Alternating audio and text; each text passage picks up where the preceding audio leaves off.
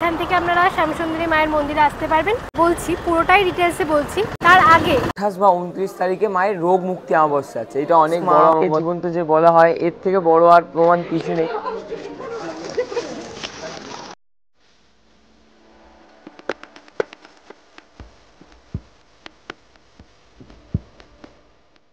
এখানে ফুলের ঠেলা বসে আছে, এখানে একটা আছে আর ওই সাইডে একটা আছে।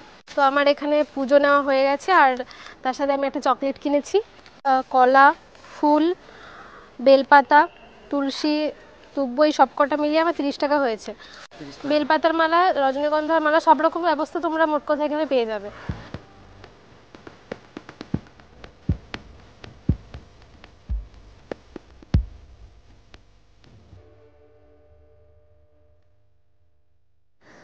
এখানে যে শিবের লিঙ্গটা দেখতে পাচ্ছ, এটা তো মায়ের পাশে যে রুমটা ছিল, সেই রুমে যে শিবের লিঙ্গটা ছিল সেটা এখানে প্রতিষ্ঠা করা হয়েছে। এখানে একটা নরসিংহদেবের মূর্তি প্রতিষ্ঠা করা আছে।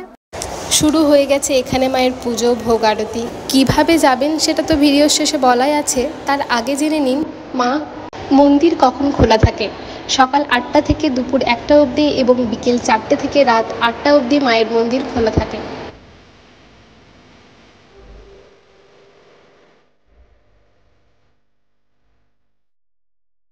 আগে যেমন মায়ের নিয়ম ছিল তেমনই মায়ের নিয়ম এখানেও তেমনই, সব কিছু আগের মতনই। যেমন ভক্তদেরকে দুবেলা অন্নপ্রসাদ দেওয়া হতো, এখানেও সেম দেওয়া হবে।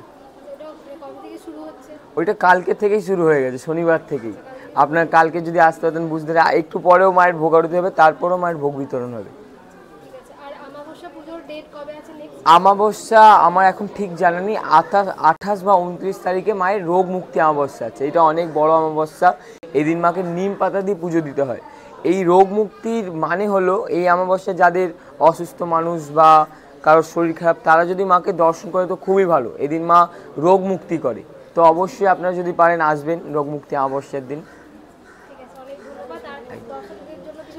দর্শকদের জন্য একটাই কথা বলতে চাইবো, মাকে জীবন্ত যে বলা হয়, এর থেকে বড় আর প্রমাণ কিছু নেই। কারণ কি, এই বাড়িটা মন্দির কর্তৃপক্ষের দ্বারা গঠিত না, এটা একটা ভক্ত দান করেছেন। তো মায়ের ইচ্ছাই ওই ভক্ত দান করেছেন, এটা মা নিজের ব্যবস্থা নিজেই করেছেন। তো আপনারা আসেন মায়ের কাছে, মাকে বলে যান, মা আপনাদেরও মনের বাসনা অবশ্যই পূর্ণ করবেন। জয় মা শ্যামসুন্দরী। যেমনটা শুনলেন, ভোগ কিন্তু রোজই দেওয়া হচ্ছে, তাই আমরা এখানে ভোগের লাইনে দাঁড়িয়ে পড়েছি। আমরা পেয়ে গেছি। আজকে দিয়েছে ভাত, ডাল, তরকারি, পায়েস আর মিষ্টি, সবাইকে দেওয়া হয়েছে। এখানে সবাই খাচ্ছে। এটা হচ্ছে মুকুন্দপুর বাইপাস। এখান থেকে আপনারা শ্যামসুন্দরী মায়ের মন্দিরে আসতে পারবেন। বলছি পুরোটাই ডিটেলসে বলছি। তার আগে কিভাবে আসবেন, যদি আপনারা হাওড়া থেকে আসেন 24A/1 বাস ধরে সোজা অভিজিৎটা 2 এর কাছে নামতে পারেন। যদি S24 আসেন বা AC24 আসেন, তাহলে মুকুন্দপুর বাইপাস আপনাদেরকে নামতে হবে। বাইপাস নামার পর জাস্ট 500 থেকে 600 মিটার হাঁটা পথ। এই পথটাও আমি আপনাদেরকে দেখিয়ে দিচ্ছি কিভাবে যাবেন, কোন রাস্তা দিয়ে যাবেন। তাছাড়া আপনারা যদি ট্রেনে আসেন, বাই ট্রেন যদি আসেন, তাহলে আপনাদেরকে নামতে হবে যাদবপুর স্টেশন।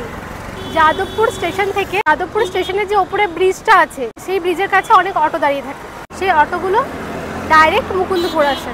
সেই অটোয় চাপবেন, মাত্র 17 টাকা ভাড়া দিয়ে আপনারা অভিজিৎটা 2 এর কাছে নামতে পারেন। আর তাছাড়া যদি বাই মেট্রো আসেন, তাহলে আপনাদেরকে নামতে হবে ক্ষুদিরাম নেমে আপনাদেরকে ঢালাই ব্রিজ থেকে আপনাদেরকে বাস ধরতে হবে। ঢালাই ব্রিজ থেকে বাস ধরে আপনাদেরকে নামতে হবে মুকুন্দপুর বাইপাস, মানে ঠিক এই জায়গাটায় বাস আপনাদেরকে নামাবে। মুকুন্দপুর বাইপাস নেমে বাকিটা পথটা তো আপনাদেরকে আমি দেখাচ্ছি।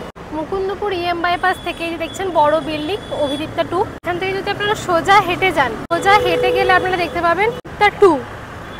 চলুন আমরা সোজা হাঁটতে থাকি, হাঁটতে হাঁটতে নিয়ে যাই অভিদীপ্তা 2 এর কাছে। অভিদীপ্তা 1 থেকে এদিকে ঘুরে দেখবেন ইনস্টিটিউট অফ ম্যানেজমেন্ট। রাস্তাটা ধরে সোজা হাঁটলে আপনারা একটা ভ্যারাইটি স্টোর দেখতে পাবেন। সোজা হেঁটে আসার পরে আপনারা দেখবেন এখানে একটা ভ্যারাইটি স্টোর আছে। এই স্টোর থেকে সোজা হেঁটে যেতে হবে।